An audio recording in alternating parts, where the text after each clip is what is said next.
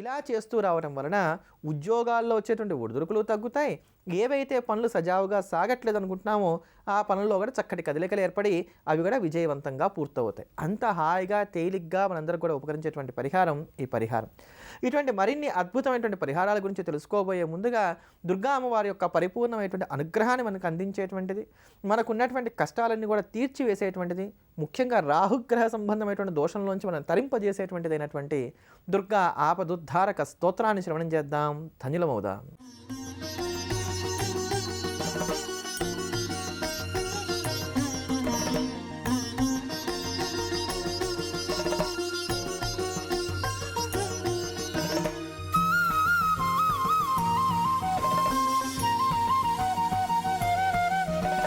नमस्ते शरण्ये शिवे सानुकम्पे नमस्ते जगद्व्यापिके विश्वरूपे नमस्ते जगद्वन्द्यपादारविन्दे नमस्ते जगत्तारिणि त्राहि दुर्गे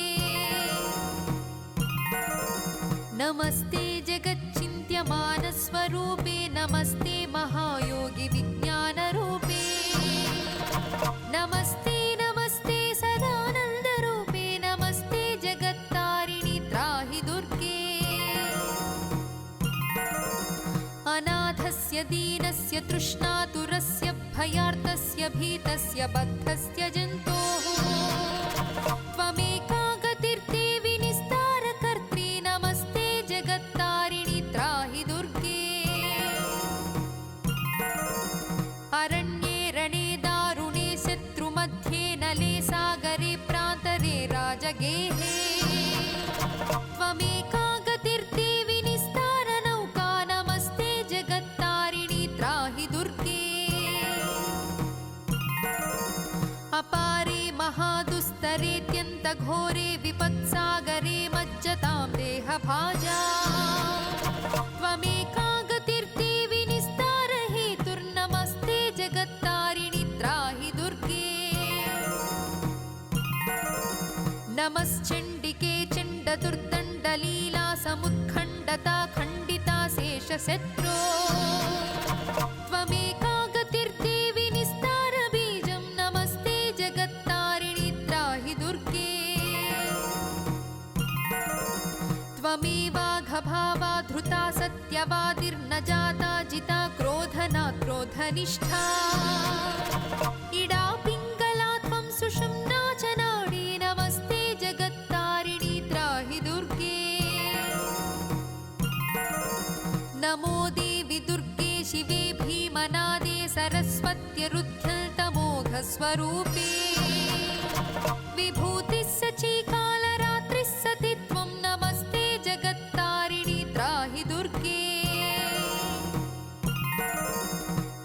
शरणमसि सुराणां सिद्धविद्याधराणां मुनिमनुजपशूनां दस्युभिस्त्रासितानां नृपतिगृहगतानां.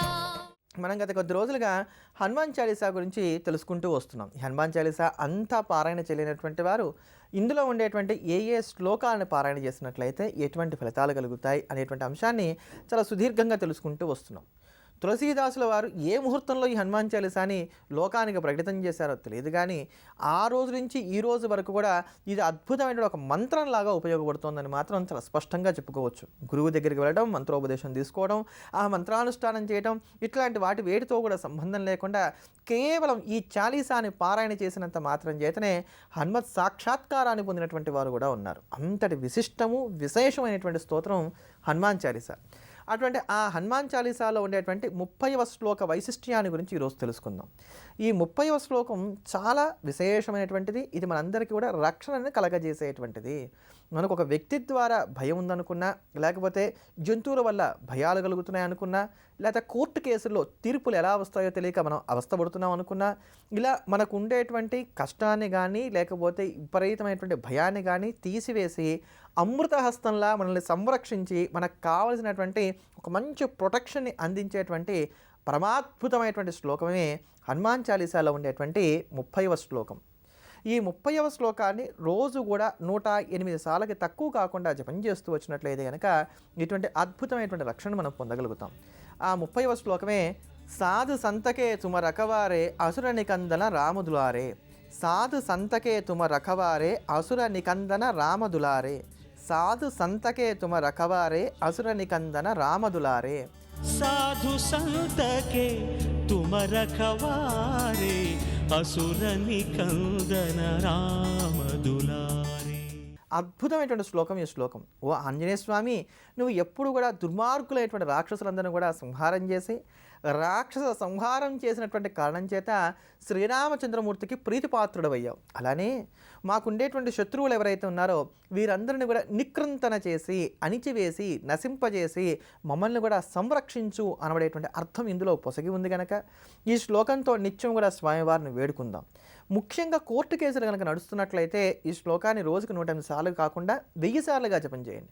అలా 1000 సార్లుగా జపం చేయడం వలన కోర్టు కేసుల్లో ఉండేటువంటి ఇబ్బందులు ఏవైతున్నాయో ఇవన్నీ కూడా చాలా వరకు దూరం అయిపోయి అది ధర్మబద్ధమైనటువంటి కేసు అయితే కనుక తీర్పులు మీకు అనుకూలంగా వస్తాయి. అంత విశేషమైనటువంటి శ్లోకం ఈ శ్లోకం. అంతటి అద్భుతమైనటువంటి హనుమాన్ చాలీసాలో ఉన్నటువంటి ఈ 30వ శ్లోకాన్ని పారాయణ చేసి ఆంజనేయ స్వామి వారి యొక్క దివ్యమైనటువంటి రక్షణను పొందుదాం. అలానే అయ్యప్ప దీక్ష ధారణ చేసుకొని అయ్యప్ప స్వామివారిని మనం అందరం కూడా కొలుచుకుంటున్నటువంటి పరమాద్భుతమైనటువంటి రోజులు ఇవి. అటువంటి ఈ రోజుల్లో మనందరికీ కూడా హరిహరపుత్రుడైనటువంటి అయ్యప్ప స్వామి వారి యొక్క పరిపూర్ణమైనటువంటి అనుగ్రహాన్ని అందించేటువంటి దివ్యమైనటువంటి గీతాన్ని శ్రవణం చేద్దాం. అయ్యప్ప స్వాములు ఎవరైతే ఉన్నారో వారు అలానే అయ్యప్ప దీక్ష తీసుకోకపోయినప్పటికీ కూడా అయ్యప్ప యందు భక్తి కలిగినటువంటి వారు వీరందరూ కూడా ఈ మాసము అనే దాంతో సంబంధం లేకుండా ప్రతి బుధవారము ప్రతి శనివారం కూడా ఇంట్లోనే చక్కగా అయ్యప్ప స్వామి వారి యొక్క చిత్రపటం ఒకటి పెట్టుకొని దానికి తులసి మాల వేసి శరణఘోష చెప్పుకుంటూ ఉండాలి. ప్రతి బుధవారం ప్రతి శనివారం అయ్యప్ప స్వామి వారి యొక్క చిత్రపటానికి తులసిమాల వేసి స్త్రీలైనా పురుషులైనా పిల్లలైనా ఎవరైనప్పటికీ కూడా చేయవచ్చు. చక్కగా భక్తితో చేయాలంతే.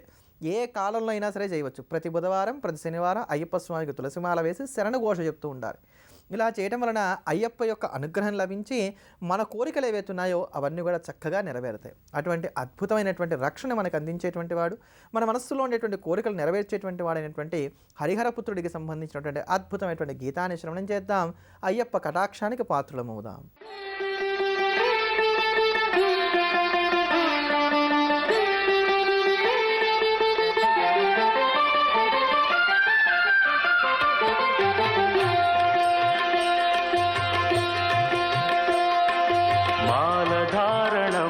నియమాలతోరణం మాలధారణం నియమాలతోరణం జన్మతారణం దుష్కర్మవారణం జన్మతారణం దుష్కర్మవారణం శరణం శరణం శరణం శరణం అయ్యప్ప స్వామి శరణం అయ్యప్ప స్వామి శరణం అయ్యప్ప స్వామి శరణం అయ్యప్ప స్వామి శరణం మాలధారణం నియమాలతోరణం మాలధారణం నియమాలతోరణం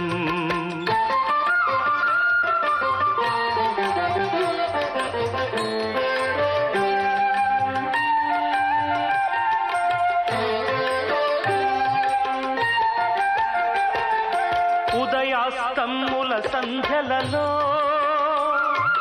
పురుషార్థత్రయ సాధనలో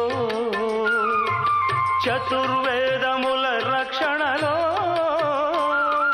పంచభూతముల పంజర శుకమై ఆరు శత్రువుల ఆరడిలో పడి 7 జన్మలకు వీడని తోడని నిన్ను నమ్మిన నీ నిజ భక్తులా మాలధారణం నియమాలతోరణం జన్మతారణం దుష్కర్మవారణం శరణం శరణం శరణం శరణం